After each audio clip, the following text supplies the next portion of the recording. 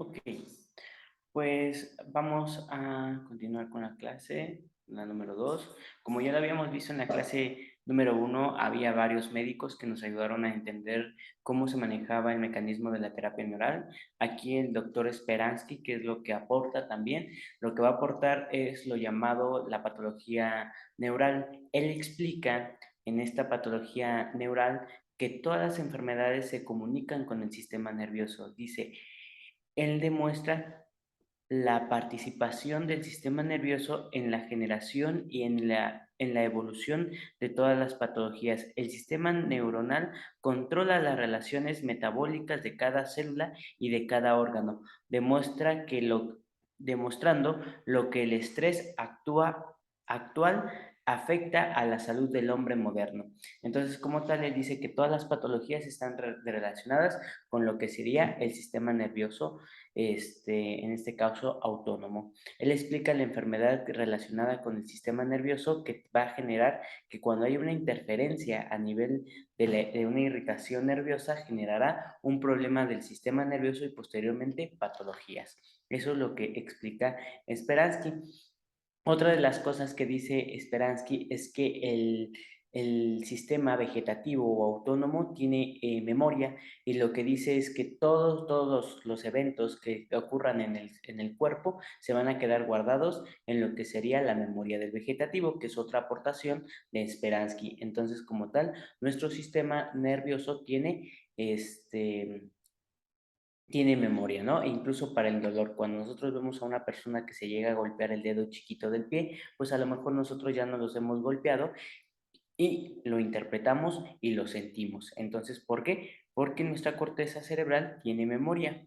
Entonces, esta memoria se guarda y puede ayudarnos posteriormente en otros casos en sentir o interpretar el dolor del paciente porque ya lo hemos sentido, y en otra pues también el acondicionamiento. Por ejemplo, los músculos también tienen memoria, y esta memoria cuando hacemos ejercicios de jóvenes nos ayuda para que cuando seamos un poco más grandes nos ayude a que este músculo vuelva a atrofiarse como hace unos par de años atrás.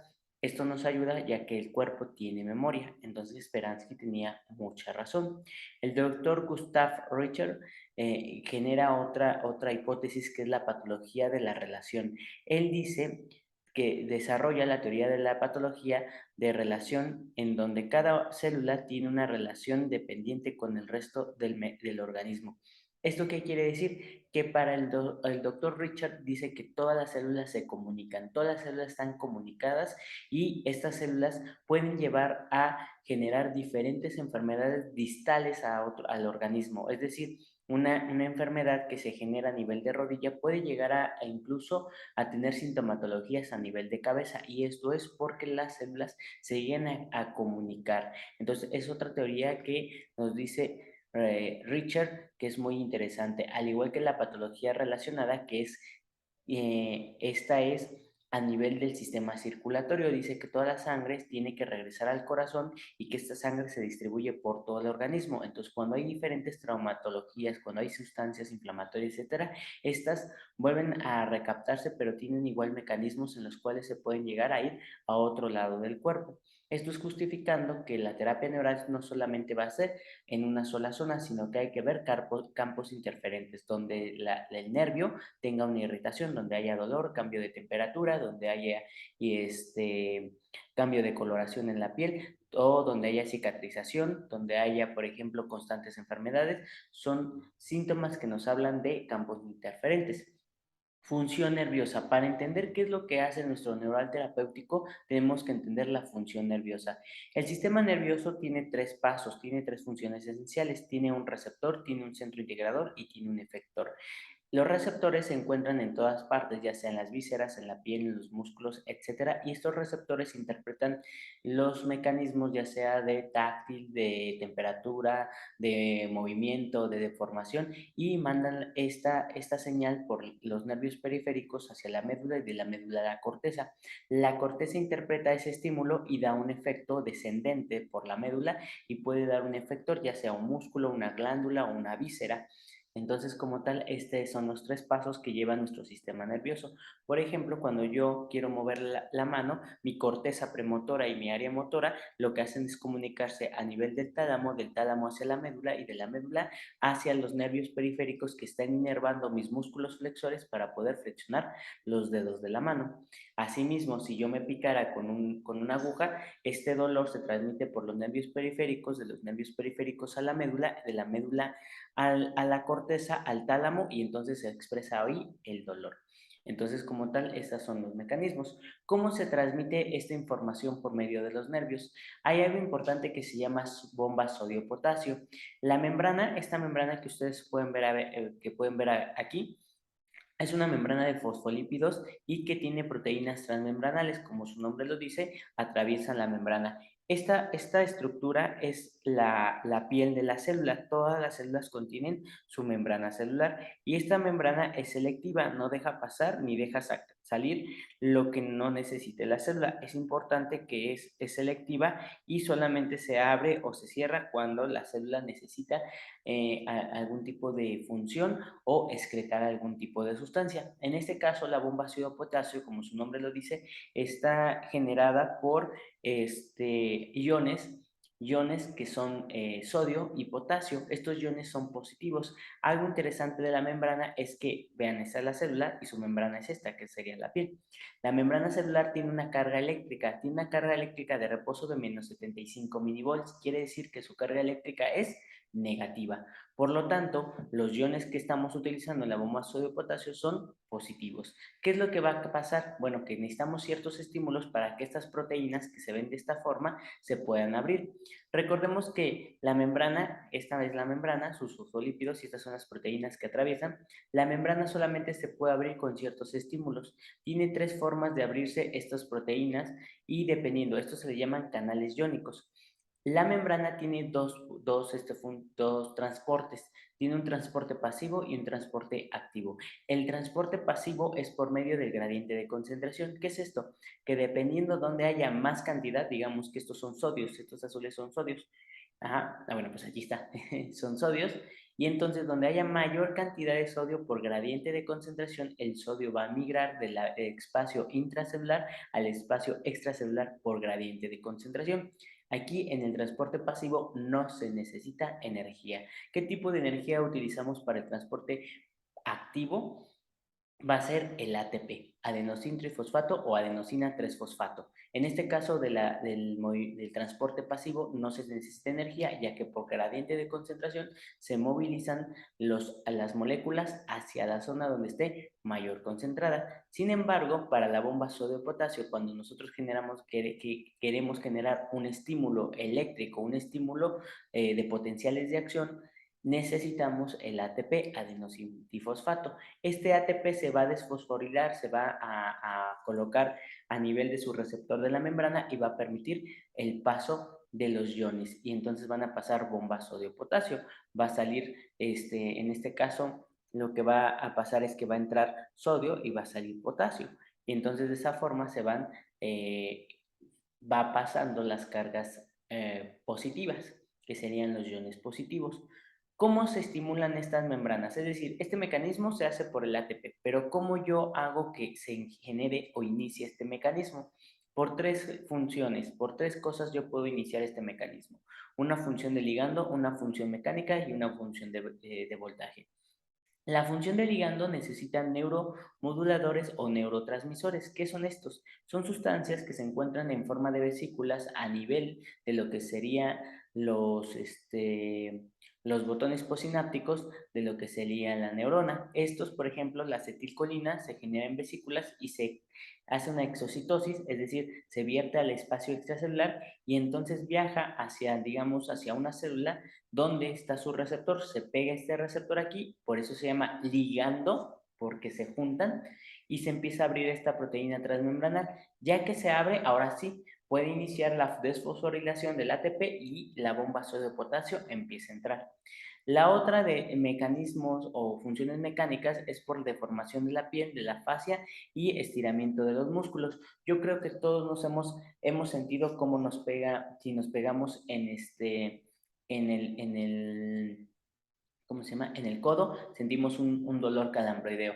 Bueno, pues esto es por un estímulo mecánico, se despolariza el nervio cubital y entonces genera ese estímulo mecánico. Entonces aquí es por deformación de la piel, nada más que aquí no tengo ejemplo. Y por el voltaje, pues obviamente colocándole electricidad, en este caso la electroacupuntura o por ejemplo las corrientes que utilizan los fisioterapeutas para generar analgesia, que son los TENS o los parches, se pueden utilizar cambiando el voltaje de la membrana. ¿Qué es lo que va a pasar? Bueno, cuando en la bomba de potasio empiece a entrar el sodio, la membrana dijimos que está a menos 75 milivolts y como está a menos y los iones que están pasando son positivos, lo que va a generar es que se esté despolarizando. ¿Qué es esto? Que en lugar de menos 75 cambia una carga más positiva, es decir, de menos 75 que pasa a menos 60, luego a menos 50, pero cuando llega a menos 45 genera un umbral. Este umbral genera que todas las proteínas transmembranales del nervio que dependientes de sodio se abran y entonces genere que el sodio entre rápidamente y genere un estímulo calambroideo, es decir, un potencial de acción. Este potencial de acción se va a transmitir por los botones postsinápticos hacia otro tejido o hacia otra célula y de esta forma van a generar que el nervio otra vez conduzca la electricidad. Entonces, eso es algo interesante que se hace todos los días en nuestro cuerpo. Sin embargo, en la cuestión de los analgésicos, ¿qué es lo que pasa? Y comienzo con esto que es una hoja de cocaína, porque la cocaína fue el primer analgésico, el primer anestesia que se llegó a utilizar. Cuando nosotros inyectamos los anestésicos, estos anestésicos se van a ir hacia el citoplasma, es decir, hacia el dentro de la célula.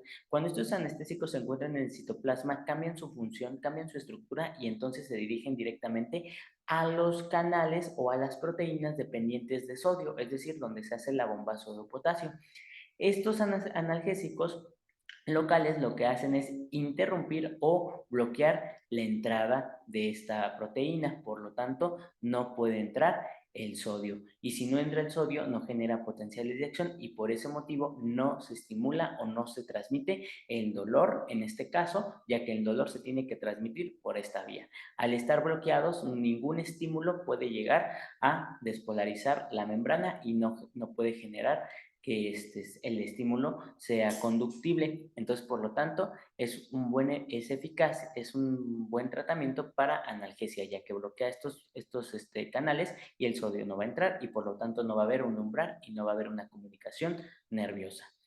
Se van a transmitir estos analgésicos a todas las proteínas cercanas que dependientes de sodio y por lo tanto toda esa zona se va a repolarizar y no va a tener ninguna función. Ahora, ¿qué anestésicos utilizamos aquí en terapia neural? Recuerden que nosotros tenemos los tipos éster y los tipos amidas. Los tipos éster por lo regular van a generar PABA y el PABA es un poco más alérgico. Por eso, inicialmente los hermanos Punek empezaron con la procaína, pero después empezó a utilizar la lidocaína porque algunos pacientes eran alérgicos a la procaína y es por esto del PABA. Dentro del éster tenemos a la procaína, a la teracaína, a la besocaína, a la cloroprocaína y en el tipo amibas tenemos a la lidocaína, a la bupivacaína, a la ropivacaína, a la amepivacaína y eticopacaína. Aquí, ¿cuáles son los que utilizamos? Pues la procaína y la lidocaína. Vamos a hablar más que nada de la procaína.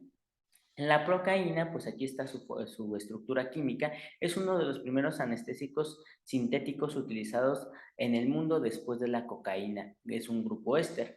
Esta procaína está formada por dos estructuras, está formada por lo que es un PABA y un DEA.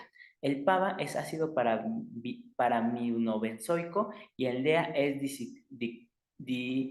dietilaminoetanol. Perdón. Ajá, estas dos forman la procaína. Estas dos sustancias que ustedes pueden ver aquí son propias del cuerpo, por lo tanto su metabolismo no es tan tóxico. Dice, tiene una acción antiadrenérgica, antihistamínica, antiinflamatoria, vasodilatadora, analgésica, capilarizante y cicatrizante. Por eso se utiliza mucho en cuestiones estéticas.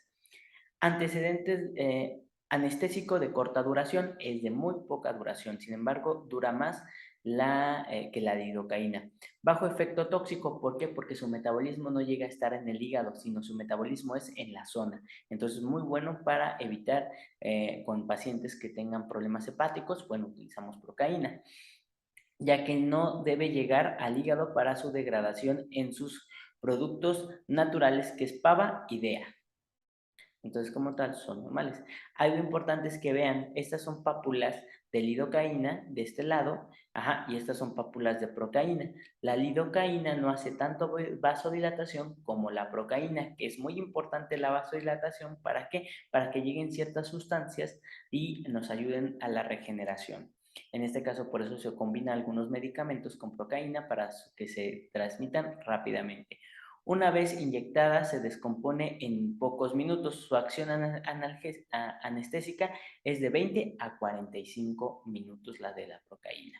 ¿Qué es lo que hace la procaína? Bueno, esta es una célula sana. Cuando ustedes inyectan procaína, lo que hace a la membrana es repolarizarla a 275. No se despolariza. Recuerden que si se despolariza, comunica la señal, pero si se repolariza, entonces esta queda inactiva, no genera señales. Por lo tanto, al momento de poner la procaína se repolariza a 275, llega a terminar su vida media y entonces regresa a sus menos 70, menos 90, por lo regular está la membrana. Es decir, se repolariza, baja a 75 ya que se acaba el efecto, perdón, baja a 270 ya que se acaba el efecto, ya otra vez se polariza. Ajá. Eh,